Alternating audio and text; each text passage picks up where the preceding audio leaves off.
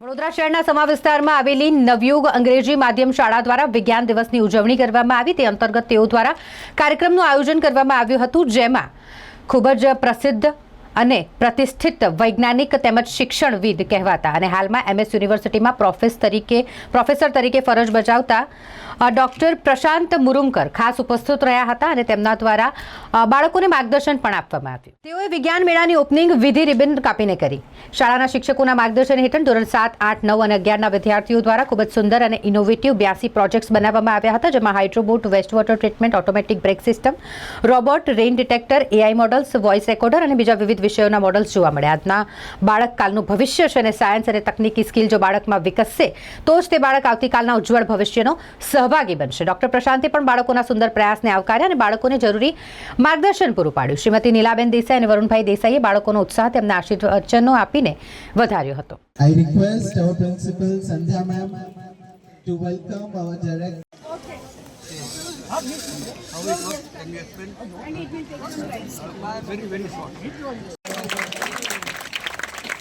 I request Sushma ma'am to welcome our joint director Varun sir with a flower.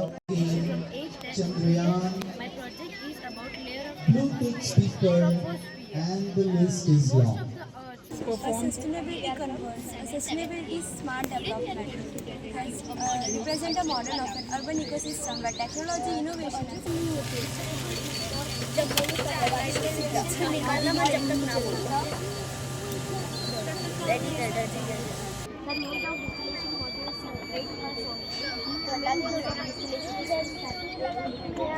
Price the molecules to know the structure of the compound by using the Raman effect.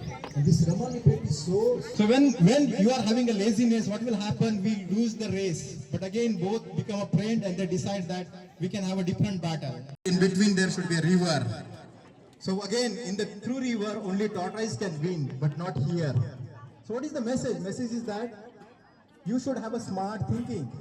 सबसे पहले तो Navyug English medium school का management है, उनको मैं काफ़ी बधाई दूंगा, क्योंकि नेशनल साइंस डे जो एवरी ईयर 20 फरवरी सेलिब्रेट किया जाता है to commemorate the invention by doctor C V Raman.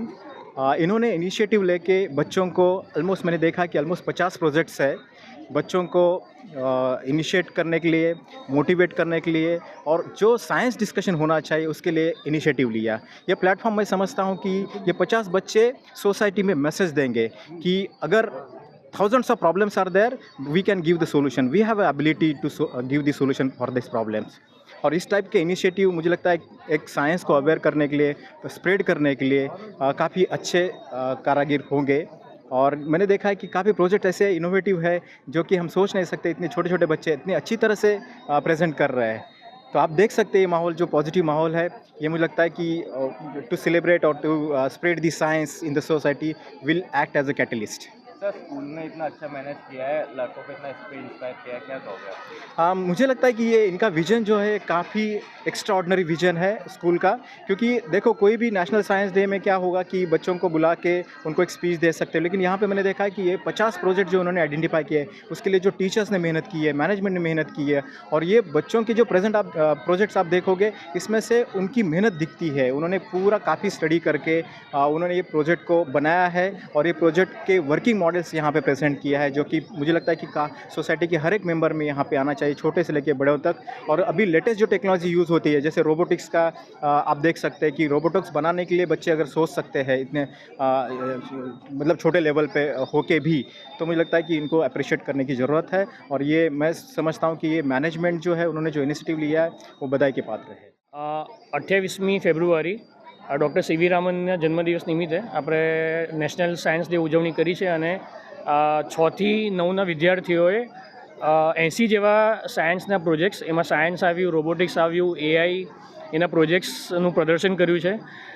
આના મુખ્ય જો કોઈ સૌથી વધારે જેને કામ કર્યું છે ને એ વિદ્યાર્થીઓએ, શિક્ષકોએ અને વિદ્યાર્થીઓના વાલીઓએ ઘરે પ્રોજેક્ટ્સ બનાવડાયા, ટીચરોએ બહુ મદદ કરી।